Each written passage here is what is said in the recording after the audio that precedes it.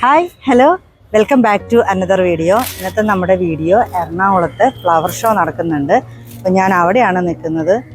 എനിക്ക് ഫ്ലവേഴ്സ് എന്ന് പറഞ്ഞാൽ ഭയങ്കര ഇഷ്ടമാണ്. ചെടികളും വീട് നിറച്ച് ചെടികൾ വെക്കണം എന്നാണ് എൻ്റെ ആഗ്രഹം. അപ്പം ഞാനൊന്ന് കാണാൻ വന്നതാണ്. എല്ലാ വർഷവും വരാറുണ്ട്. വാ.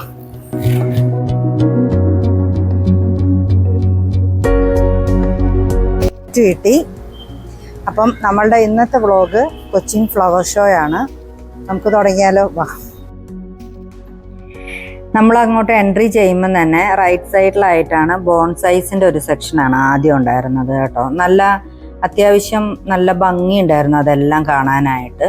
ചെറിയൊരു സെക്ഷൻ മാത്രമേ ഉണ്ടായിരുന്നുള്ളൂ. തൊട്ടപ്പുറത്ത് തന്നെ അടുത്ത ബെഞ്ചിലായിട്ട് ടെറേറിയത്തിൻ്റെ ഒരു കളക്ഷൻസും വെച്ചിട്ടുണ്ടായിരുന്നു അവർ.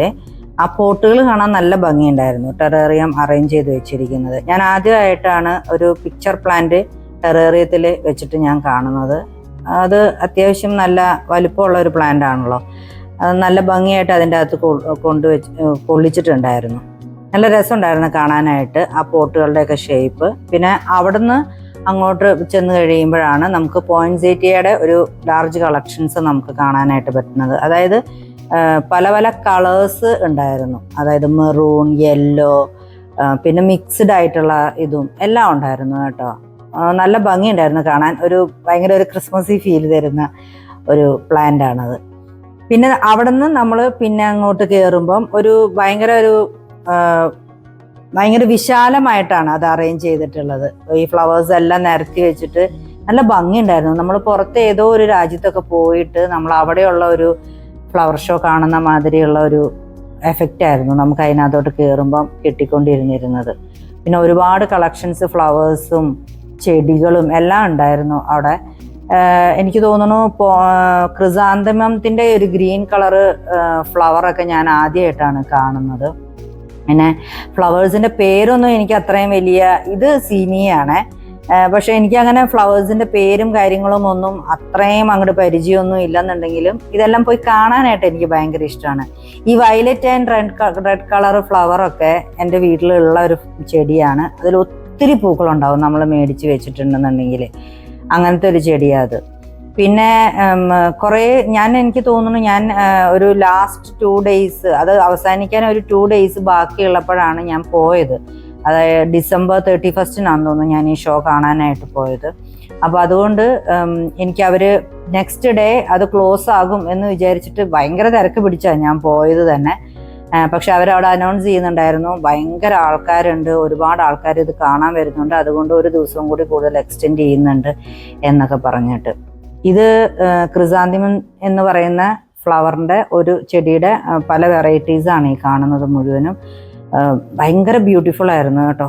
നല്ല രസമായിരുന്നു കാണാനായിട്ട്. മാക്സിമം പോയി കാണാനായിട്ട് ശ്രമിക്കാറുണ്ട്. ഈ പ്രാവശ്യത്തെ അത് മിസ്സാകുമെന്നാണ് ഞാൻ വിചാരിച്ചത്. പക്ഷെ ഞാൻ മിസ്സായില്ല, എനിക്ക് കാണാൻ പറ്റി.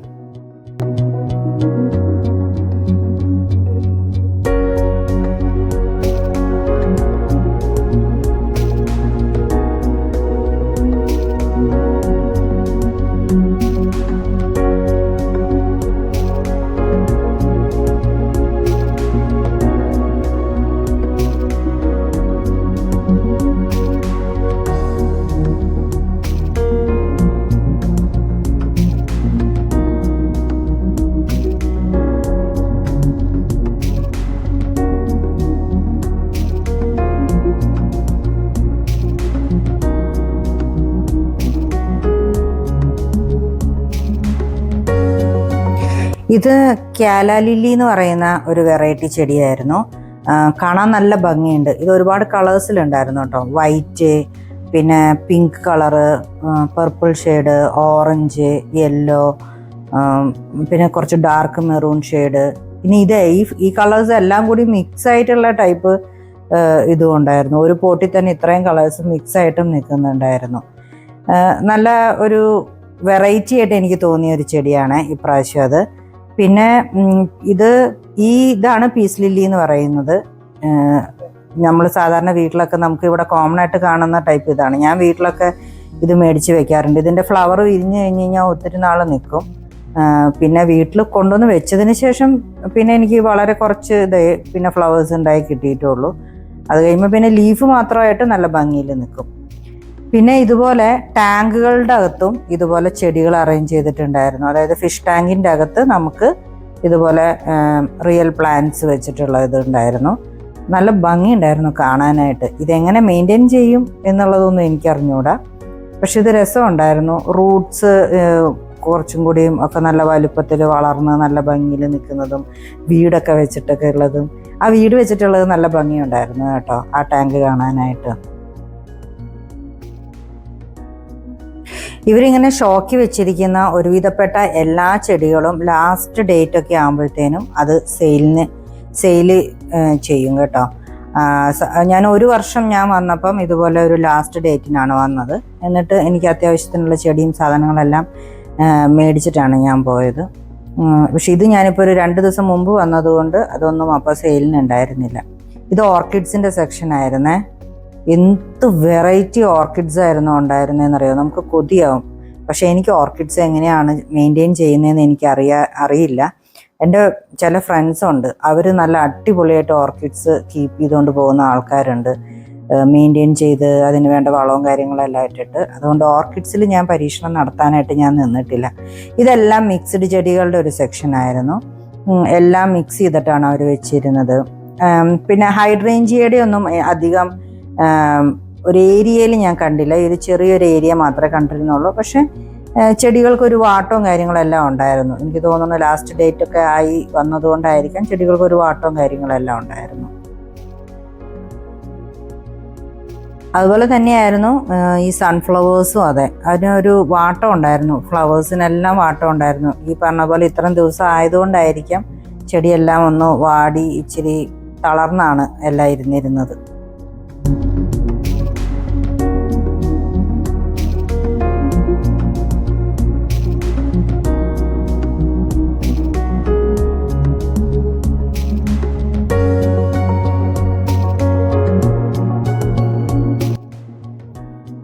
അവിടെ നിന്ന് നമ്മൾ ഉള്ളിലോട്ട് കയറി കഴിഞ്ഞ് കഴിയുമ്പം അവിടെ ഒരു 2-3 ഷോപ്സ് ഉണ്ടായിരുന്നു കേട്ടോ. ഈ ചെടിയൊക്കെ സെയിലിന് ചെയ്യുന്ന 2-3 ഷോപ്സ് ഉണ്ടായിരുന്നു. അവിടെ നിന്ന് എനിക്ക് ഇൻഡോറിലേക്ക് വെക്കാൻ പറ്റുന്ന മാതിരിയുള്ള വല്ല പ്ലാന്റ്സും കാര്യങ്ങളും ഉണ്ടോ എന്നുള്ളത് ഞാൻ നോക്കി. എനിക്ക് മെയിൻറ്റെയിൻ ചെയ്ത് ഹാൻഡിൽ ചെയ്തുകൊണ്ട് പോകാൻ പറ്റുന്ന മാതിരത്തെ പ്ലാന്റുകൾ അവിടെ നിന്ന് എനിക്കൊരു ലക്കി ബാമ്പു ഞാൻ സെലക്ട് ചെയ്തായിരുന്നു. സീഡ്സും കാര്യങ്ങളെല്ലാം വിൽക്കുന്ന ഷോപ്സും ഉണ്ടായിരുന്നു കേട്ടോ. അതിനെപ്പറ്റി ആധികാരികമായിട്ട് ഒരുപാട് അറിയുന്ന ആൾക്കാരൊക്കെ അത് നോക്കുന്നതായിരിക്കും. അതുകൊണ്ട് ഞാൻ ആ സെക്ഷനിലോട്ടൊന്നും പോയില്ല.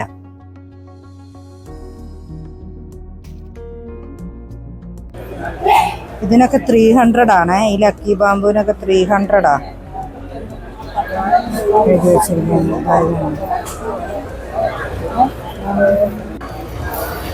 നമുക്ക് ഇത് മേടിച്ചാലോ?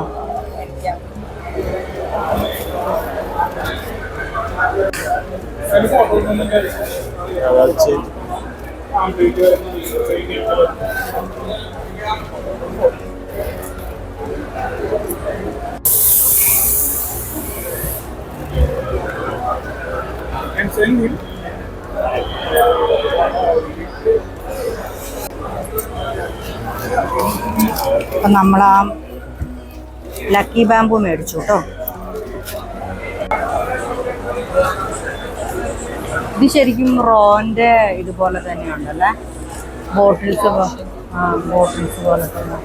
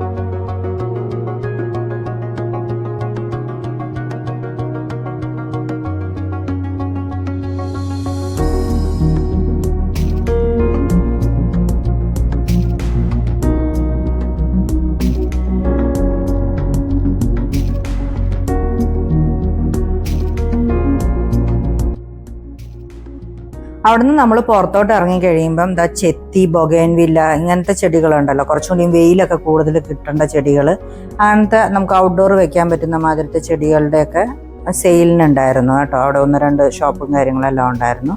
പിന്നെ മൺചട്ടി അങ്ങനത്തെ സാധനങ്ങളെല്ലാം വിൽക്കുന്ന ഒരു കടയും ഉണ്ടായിരുന്നു. അപ്പോൾ ഇന്നത്തെ വീഡിയോ ഇത്രയേ ഉള്ളൂ. നല്ല ചൂടാണ് ഇതിലെ, നമുക്ക് നല്ല വെയിലാട്ടോ. ഒന്ന് വെയിലാറിയിട്ട് വരുന്നതായിരിക്കും എപ്പോഴും നല്ലത്. ഇന്നത്തെ വീഡിയോ ഇത്രയേ ഉള്ളൂ. അപ്പോൾ ഈ വീഡിയോ നിങ്ങൾക്ക് ഇഷ്ടമായിട്ടുണ്ടെന്നുണ്ടെങ്കിൽ ചാനൽ ലൈക്ക് ചെയ്യുക, സബ്സ്ക്രൈബ് ചെയ്യുക, ഷെയർ ചെയ്യുക, കമൻറ്റും ചെയ്യുക. അപ്പോൾ നമുക്ക് അടുത്തൊരു വീഡിയോ ആയിട്ട് കാണാം. ബൈ.